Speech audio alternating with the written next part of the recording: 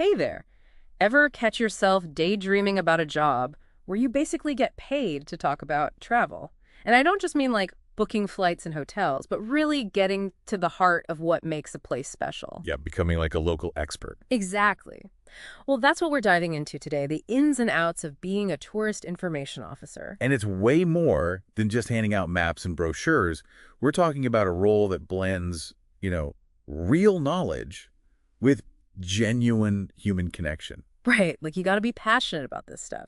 So we dug into some career guides and industry reports, and one thing that really jumped out was this whole idea of crafting personalized experiences for tourists. Like it's not enough to just rattle off a list of the top 10 attractions anymore. Not at all. Tourists today, they're looking for those authentic, those unique and memorable experiences. Yeah, they want to feel like they're in the know. Exactly. So a good tourist information officer, they're almost like a travel matchmaker. They really listen to what a visitor is looking for, what they're into, and then tailor their suggestions. That makes sense. So it's about really understanding what the traveler wants, even if they haven't quite figured out how to articulate it themselves. Exactly. You're reading between the lines, tapping into their travel personality. I can see how that would be super rewarding. But let's be real, not every traveler is a delight to work with, right? I mean, the sources we looked at, they mentioned dealing with difficult tourists can be a real thing in this line of work. Oh, absolutely. You need a thick skin, for sure, and a knack for staying calm under pressure. So what's the strategy there? Just grin and bear it. Well, the material we looked at highlighted this really interesting technique called the LAEOR method.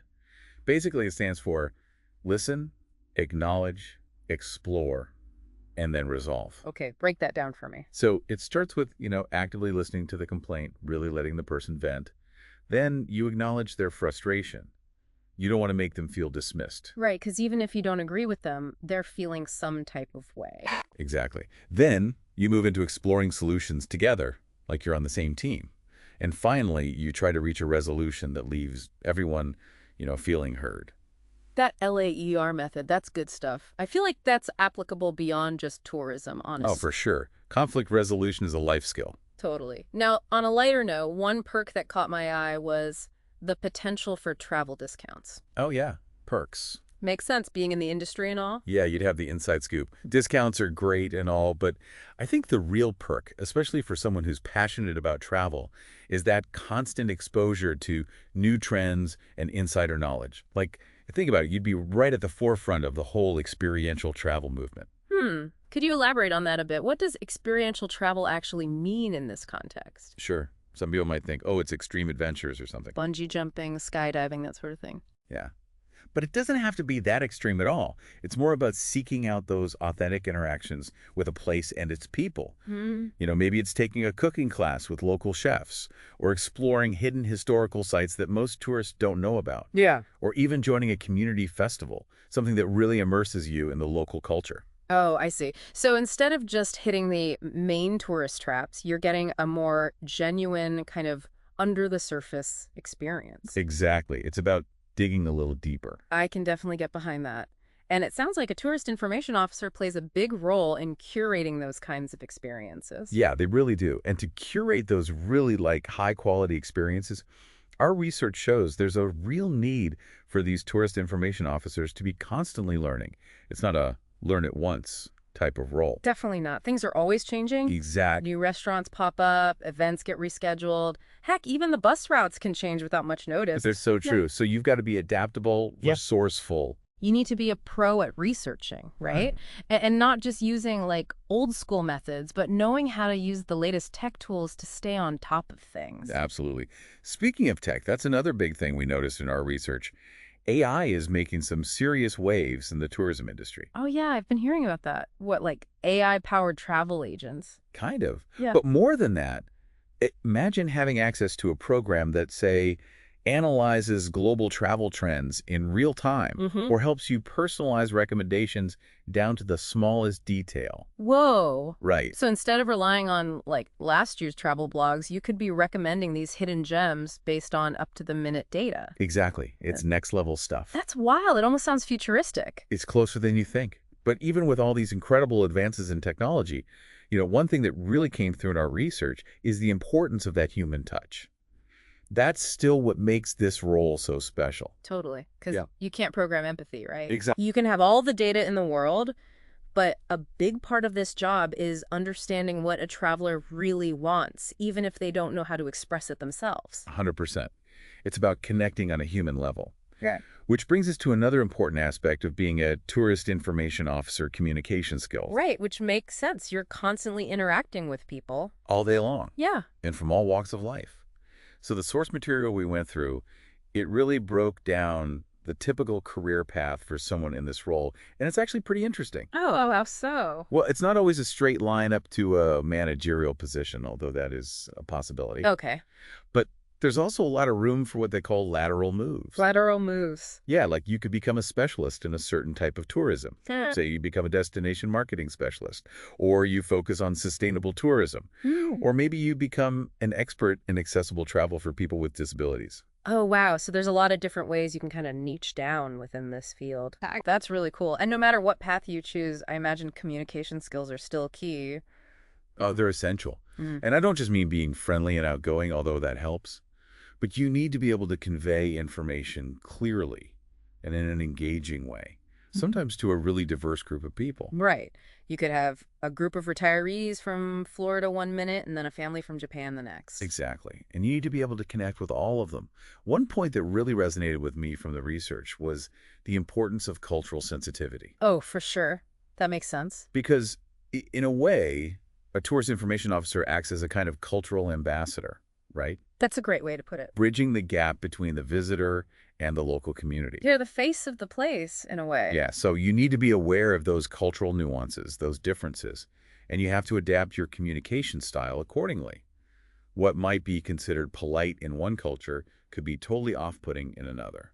Oh, absolutely. Like how much eye contact you make, how close you stand to someone, all those little things can make a big difference. Totally. And it's not just about avoiding a faux pas. It's about really fostering genuine understanding and appreciation between people from different backgrounds. Love that. So it sounds like this role requires a pretty unique mix of knowledge, people skills, and that ability to think on your feet and adapt to different situations. It does. So, for anyone out there listening who's seriously considering this as a career path, I'm curious about the qualifications. What kind of education or certifications would give someone a leg up? That's where things get really interesting. Okay, hit me with it. So a degree in, say, tourism management or hospitality, that's definitely valuable. It can give you a solid foundation in the industry. Makes sense. But here's the thing. Yeah. It's not always a hard and fast requirement, especially for entry-level positions. Oh, really? Interesting. So you're saying like experience and a genuine passion for travel can sometimes outweigh formal education. 100%. Hmm. In fact, a lot of the tourist information officers that we read about, they actually highlighted the importance of real-world experience. Like what kind of experience are we talking about? It could be anything from volunteering at local attractions to working part-time in the hospitality industry.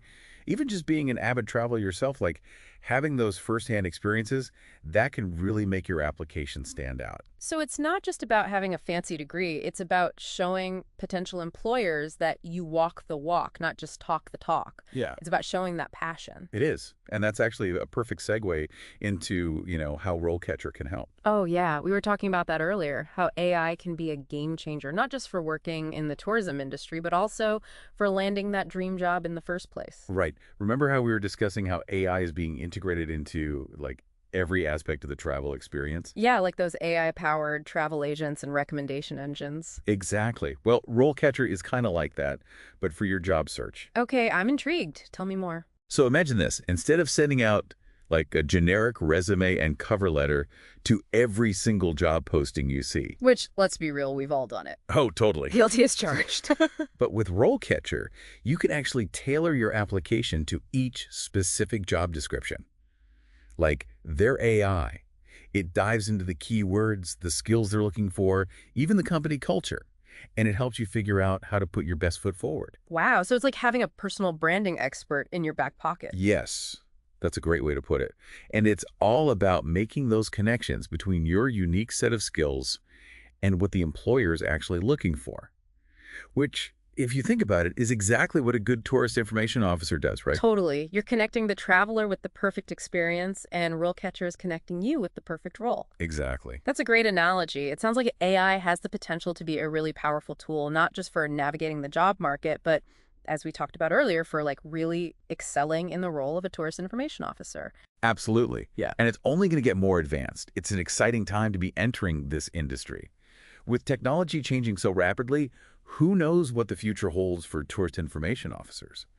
I mean, maybe we'll see virtual reality tours guided by like real people or AI-powered translation tools that can break down language barriers even further. Right. The possibilities are pretty much endless. But I think one thing we can all agree on is that no matter how advanced technology gets, you can't replace that human element. 100%. That's always going to be at the heart of this profession. Totally. That ability to connect with people from all over the world, to share your love for a place and create those like truly memorable travel experiences.